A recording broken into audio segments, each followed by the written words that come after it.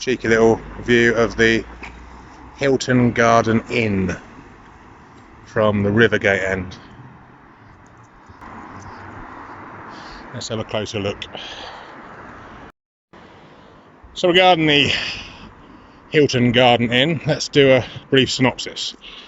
The Tories have been in control of Peterborough City Council for 23 years. During that time they have made almost countless poor financial decisions that have cost local taxpayers millions of pounds.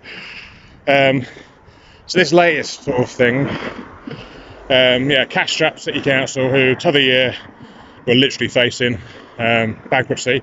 Luckily for them, their Tory mates in government gave them a massive financial bailout and organised a bunch of apparent financial gurus, bureaucrats who came in to run certain things. One of them I think was getting paid £900 a day. Obviously taxpayers paying for that as well. And then under Councillor Wayne Fitzgerald's leadership, I don't even like using that word with his name, a decision was taken to hand 15 million quid to a private company to assist them in building a hotel. Now, the hotel itself is already, is it a year, 2 years behind its promised opening date? And of course, the money, the loan, is still yet to be repaid. The latest news, shall we say, is that a legal beagle, as I like to call them, because it's a polite way of what I'd rather call them, who works for the council, a public servant, has now, apparently, and this is well above my pay grade in regards to how they actually do this, has placed the company or the developers into administration, which apparently gives them some sort of control to ensure that it opens in time. In 17 years of City Council, I've never heard such tripe. I actually think it's shocking that a public servant, a legal beagle, paid for by taxpayers, is acting like a commercial lawyer,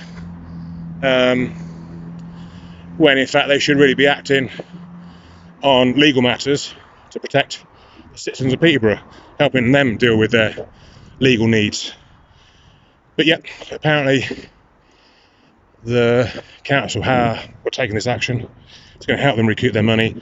I'll wager any money that in the end a story will be concocted, is that the word? Yeah. Which will make out as though it's all been a massive success. But at the moment, the reality is millions have been lent by the cash-strapped City Council. And don't forget as well, the Tories have placed our City Council into £500 million worth of debt. And yet they were able to lend 15 million quid of our money to these peeps. People often say, how is it the Conservatives managed to stay in power? You've got to remember, there's a lot of hangers-on who financially benefit from their decisions. I think I worked out once, it was probably a couple of thousand people. You got the developers, you got their family, you got their friends. You've even got, dare I say, some of the workers. But unfortunately, even though in my opinion there is corruption at the council, Cambridgeshire Police aren't very, should we say, proactive when it comes to actually taking action or investigating such matters. I think maybe it's a bit above their level. I think it'd be looking more along the lines of getting the Met involved. I think Cambridgeshire Police would only take any action if somebody did all the legwork and provide them with literally a dossier which is black and white, shed loads of hard evidence, etc. I'm going to see if I can zoom in a little bit just to get a bit closer. As you can see, there's a meeting room with some tables and chairs,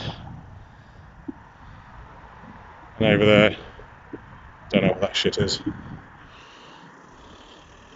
But yes, under the Tories at the town hall, millions and millions of pounds have been lost either through vanity projects or deals that got popped up.